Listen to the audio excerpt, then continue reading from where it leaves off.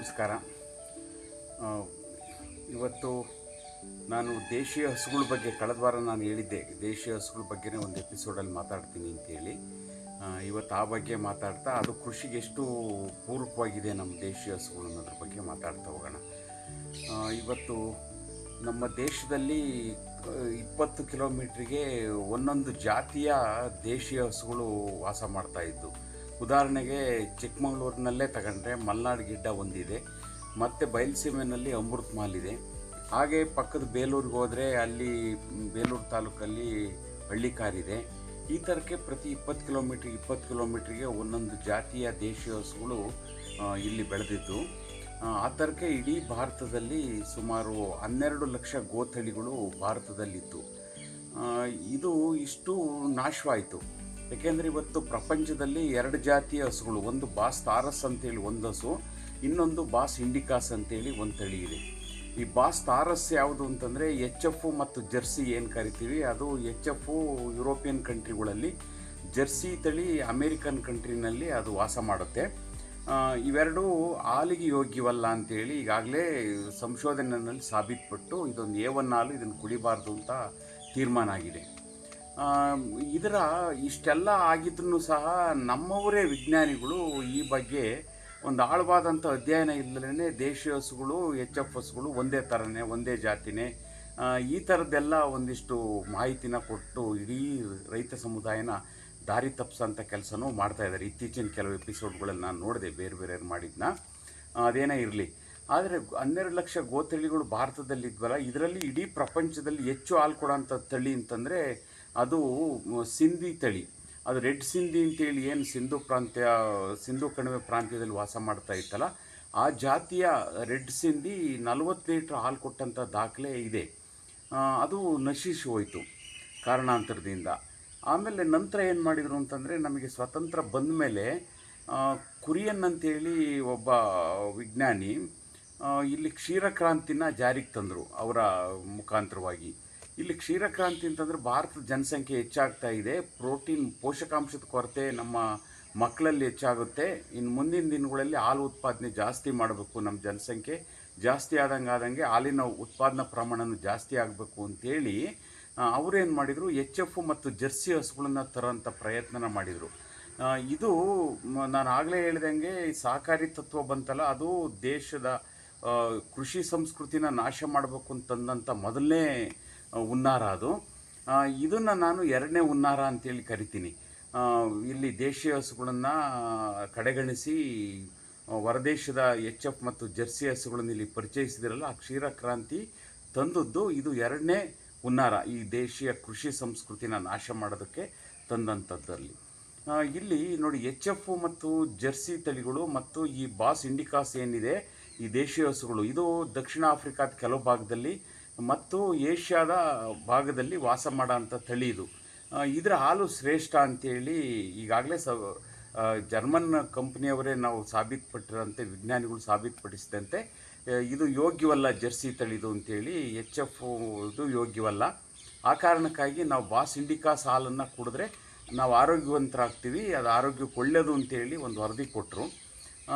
ಇಲ್ಲಿ ನೋಡಿ, ನಮ್ಮಲ್ಲಿ ಏನು ಮಾಡಿದರು, ಆ HF ಜರ್ಸಿ ತಳಿನ ತಂದು ಹಾಲಿನ ಉತ್ಪಾದನೆನ ಹೆಚ್ಚು ಮಾಡ್ತಾ ಹೋಗಿ ಒಂದು HF ತಳಿ 30-40 ಲೀಟ್ರ್ ಹಾಲು ಕೊಡುತ್ತೆ, ನಮ್ಮ ಮಲೆನಾಡು ಗಿಡ್ಡ ಹಿಡ್ಕೊಂಡು ನಾನೇನು ಮಾಡೋಣ ಅಂತೇಳಿ ನಮ್ಮ ರೈತರು ಏನು ಮಾಡಿದರು, ಅವೆಲ್ಲವನ್ನು ಕೊಟ್ಟಿಗೆ ಮನೆಯಿಂದ ಹೊರಗಾಕಿ HF ಮತ್ತು ಜರ್ಸಿ ತಳಿನ ನಾವು ಅವ್ರ ಕೊಟ್ಟಿಗೆ ಮನೆಯಲ್ಲಿ ಕಟ್ಕೊಳ್ಳೋಂಥ ಸ್ಥಿತಿ ಸೃಷ್ಟಿಯಾಗ್ತಾ ಹೋಯಿತು. ಇದರ ಸಗಣಿನೂ ಪೋಷಕಾಂಶ ಇರುತ್ತೆ ಸತ್ಯ, ಆದರೆ ಈ ಸಗಣಿನಲ್ಲಿ ಜೀವಾಣುಗಳು ಪ್ರಮಾಣ ಕಡಿಮೆ ಇದೆ ಅಂತ ಕೆಲವರು ಹೇಳ್ತಾರೆ, ಕೆಲವರು ಜೀವಾಣುಗಳೇ ಇಲ್ಲ ಅಂತ ಹೇಳ್ತಾರೆ. ಅದೇನೇ ಇರಲಿ, ಅದು ಯೋಗ್ಯವಲ್ಲ ಕೃಷಿಗೆ ಅಂತೇಳಿ ಈಗಾಗಲೇ ಇತ್ತೀಚಿನ ದಿನಗಳಲ್ಲೂ ಅದು ಸಾಬೀತಾಗ್ತಾ ಇದೆ.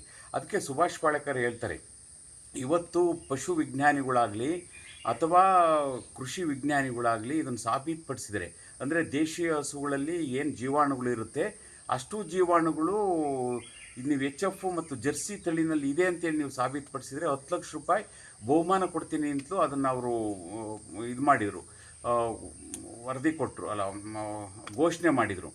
ಆದರೆ ಇವತ್ತಿನವರೆಗೂ ಅದು ಯಾರೂ ಸಾಬೀತುಪಡಿಸ್ದಂಗೆ ಸುಮ್ಮನೆ ಬರೀ ಬಾಯಿ ಮಾತಿನಲ್ಲಿ ಕೆಲವು ವೇದಿಕೆಗಳಲ್ಲಿ HF ಜರ್ಸಿ ಮತ್ತು ಬಾಸ್ ಇಂಡಿಕಾಸ್ ಏನಿದೆ ದೇಶೀಯ ಹಸುಗಳು ಇವೆಲ್ಲವೂ ಒಂದೇ, ಹಾಗಾಗಿ ಒಂದಕ್ಕೊಂದು ಕ್ರಾಸ್ ಮಾಡ್ಬೋದು. ಹಾಗಾಗಿ ಇದರ ಮೂಲ ಲಕ್ಷಣಗಳೇನಿದೆ ಇದೆಲ್ಲ ಒಂದೇ ಲಕ್ಷಣ.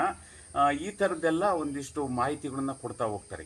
ಈಗ ಉದಾಹರಣೆಗೆ ನಾವು ಹೇಳೋದಾದರೆ ಕತ್ತೆ, ಕುದುರೆ ಮತ್ತು ಏಸರುಗತ್ತೆ ಇವೆಲ್ಲವೂ ಒಂದೇ ಜಾತಿಗೆ ಸೇರಿದವಾದ್ರೂ ಇವನ್ನ ಕ್ರಾಸ್ ಮಾಡಿದ್ರೂ ಆ ಕ್ರಾಸಲ್ಲಿ ಮರಿಗಳು ಹುಟ್ಟುತ್ತವೆ ಅಂತ, ವಂಶಾಭಿವೃದ್ಧಿ ಡೆವಲಪ್ ಆಗುತ್ತೆ ಅಂತ ಆದ್ರೂ ಕುದುರೆ ಕುದುರೆನೇ, ಕತ್ತೆ ಕತ್ತೆನೇ, ಏಸರುಗತ್ತೆ ಏಸರುಗತ್ತೆನೇ.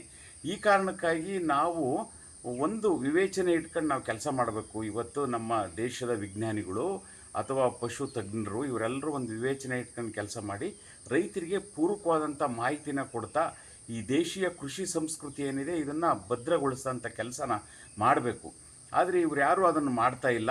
ಆದರೆ ಇವರು ಏನು ಕಲ್ತಿದ್ರು ಆ ಕಲ್ತದ್ದನ್ನು ಇಲ್ಲಿ ಇಂಪ್ಲಿಮೆಂಟೇಷನ್ ಮಾಡೋಕ್ಕಾಗಿ ಅದನ್ನು ಬೇರೆಯವ್ರ ಮೇಲೆ ಏರೋಕ್ಕಾಗಿ ಅವ್ರು ಕಲ್ತದ್ದೇ ಶ್ರೇಷ್ಠ ಅಂತೇಳಿ ಹೇಳ್ತಾ ಹೋಗ್ತಾ ಇದ್ದಾರೆ. ಅದು ನಮ್ಮ ಕೃಷಿ ಮತ್ತಷ್ಟು ಅವನತಿಗೆ ಹೋಗೋದಕ್ಕೆ ಇದು ಆಸ್ಪದ ಮಾಡಿಕೊಡ್ತಾ ಇದೆ. ಇವತ್ತು ದೇಶೀಯ ಹಸುವಿನಿಂದ ಕೃಷಿ ಮಾಡಿದ್ದೇ ಆದರೆ ಇವತ್ತು ನೋಡಿ, ಹಿಂದೆ ಪೂರ್ವ ಎಲ್ಲ ರೈತರ ಮನೆಯಲ್ಲೂ ಹಸುಗಳು ಸಂಖ್ಯೆ ಹೆಚ್ಚೆಚ್ಚಿರೋದು. ಎತ್ತಿನಿಂದ ಬೇಸಾಯ ಮಾಡೋರು, ಮತ್ತು ಹೆಣ್ಣು ಕರುಗಳು ಹುಟ್ಟಿದರೆ ಅದನ್ನು ಸಂರಕ್ಷಣೆ ಮಾಡಿ ಅದರ ವಂಶಾಭಿವೃದ್ಧಿಗೆ ಅದನ್ನು ಬಳಸ್ಕೊಳ್ಳೋರು. ಹಾಗಾಗಿ ಎಷ್ಟು ಸಮೃದ್ಧಿಯಾಗಿತ್ತು ಇಂದಿನ ಕೃಷಿ. ಹಾಗಾಗಿ ಕೃಷಿಗೆ ಬೇಕಾದಂಥ ಎಲ್ಲ ಗೊಬ್ಬರ, ಅಷ್ಟು ಪೋಷಕಾಂಶಗಳು ಮಣ್ಣಿಗೆ ಸಿಗ್ತಾಯಿತ್ತು. ಜೊತೆಯಲ್ಲಿ ನಮ್ಮ ಮನೆಗೆ ಬೇಕಾದಂಥ ಹಾಲು, ಬೆಣ್ಣೆ, ತುಪ್ಪ ಸಮೃದ್ಧಿಯಾಗಿ ಸಿಗ್ತಾಯಿತ್ತು. ಹಾಗಾಗಿ ಸುಸ್ಥಿರವಾಗಿ ನಮ್ಮ ಕೃಷಿ ಕುಟುಂಬಗಳು ಇದ್ದು, ಆ ಕಾರಣಕ್ಕಾಗಿ ಇವತ್ತು ನಾವು ದೇಶೀಯ ಕೃಷಿ ಸಂಸ್ಕೃತಿಗೆ ನಮ್ಮ ದೇಶೀಯ ಹಸುಗಳ ಮಹತ್ವ ಏನು ಅಂತೇಳಿ ಈಗಾಗಲೇ ಹಿಂದಿನವರೆಲ್ಲ ಹೇಳಿದ್ದಾರೆ. ಜೊತೆಯಲ್ಲಿ ನಮ್ಮ ಪುರಾಣಗಳಲ್ಲೂ ಸಹ ಅದರ ದಾಖಲೆಗಳು ಕೊಟ್ಟಿದ್ದಾರೆ. ಆ ಕಾರಣಕ್ಕಾಗಿ ನಮ್ಮ ದೇಶೀಯ ಹಸುವಿನ ಮಹತ್ವನ ಅರಿತು ನಾವು ದೇಶೀಯ ಹಸುವಿನ ಸಂರಕ್ಷಣೆಗೆ ಮುಂದಾಗಿದ್ದೆ ಆದರೆ ನಮ್ಮ ಕೃಷಿ ಸಂಸ್ಕೃತಿ ಶಾಶ್ವತವಾಗಿ ಉಳಿಯೋದಕ್ಕೆ ಇದು ಆಸ್ಪದ ಮಾಡಿಕೊಡುತ್ತೆ. ಇಲ್ಲದೇ ಇದ್ದರೆ ಈಗಾಗಲೇ ಮುಕ್ಕಾಲು ಭಾಗ ನಾವು ಅವನತಿ ಕಂಡಾಗಿದೆ. ಇನ್ನೊಂದು ಕಾಲು ಭಾಗ, ಇನ್ನೊಂದು 25% ಮಾತ್ರ ಇದೆ. ಇನ್ನೂ ನಾವು ಎಚ್ಚೆತ್ಕೊಳ್ಳದೇ ಇದ್ದರೆ ಈ 25% ಪರಿಪೂರ್ಣವಾಗಿ ನಾಶವಾಗಿ ನಾವು ಪೂರ್ಣ ಪ್ರಮಾಣದ ಅವಲಂಬನೆಗೆ ನಮ್ಮ ಕೃಷಿಕರು ಮುಂದಾಗಬೇಕಾಗುತ್ತೆ. ಈ ಅನಾಹುತನ ತಪ್ಪಿಸ್ಬೇಕು ಅಂತಂದರೆ ಒಂದೊಂದು ಅಂಶನ, ಒಂದು ಕೃಷಿಗೆ ದೇಶೀಯ ಹಸುವಿನ ಮಹತ್ವ ಎಷ್ಟು, ದೇಶೀಯ ಬೀಜದ ಮಹತ್ವ ಎಷ್ಟು, ಇವೆಲ್ಲವನ್ನು ನಾವು ಅರಿತಾ ಹೋಗಬೇಕು. ಹಾಗಾಗಿ ಒಂದು ರೈತ ಸಮುದಾಯ, ಇದೊಂದು ಕೃಷಿ ಸಮುದಾಯ ಅಂತಂದರೆ ಇದು ಎಲ್ಲರನ್ನೂ ಒಳಗೊಂಡಂಥ ಕ್ಷೇತ್ರ ಇದು. ಹಾಗಾಗಿ ಅಷ್ಟನ್ನು ನಾವು ಸಮಗ್ರ ನೀತಿನಲ್ಲಿ, ಸಮಷ್ಟಿ ತಂದಲ್ಲಿ ಯೋಚನೆ ಮಾಡ್ತಾ ನಮ್ಮ ಕೃಷಿ ಸಂಸ್ಕೃತಿ ಉಳಿಸೋಣ ಅಂತೇಳಿ ಹೇಳ್ತಾ ಇವತ್ತಿನ ನನ್ನ ವಾರದ ಮಾತನ್ನು ಮುಗಿಸ್ತಾ, ಇವತ್ತು ಇಂಥ ಎಪಿಸೋಡ್ಗಳು ನಿಮಗೆ ಇಷ್ಟವಾಗಿದ್ದರೆ ಇದನ್ನು ಹೆಚ್ಚೆಚ್ಚು ಜನಕ್ಕೆ ಶೇರ್ ಮಾಡಿ. ಜೊತೆಯಲ್ಲಿ ಇದನ್ನು ನೀವು ನೋಡಿ ಬೇರೆಯವ್ರಿಗೂ ಇದನ್ನು ತೋರಿಸೋದಕ್ಕೆ ವ್ಯವಸ್ಥೆ ಮಾಡ್ತಾ ನಮ್ಮ ಕೃಷಿ ಸಂಸ್ಕೃತಿನ ಬೆಳೆಸೋಣ ಅಂತ ಹೇಳ್ತಾ ನಾನು ಮಾತು ಮುಗಿಸ್ತಾ ಇದ್ದೀನಿ. ಎಲ್ರಿಗೂ ನಮಸ್ಕಾರ.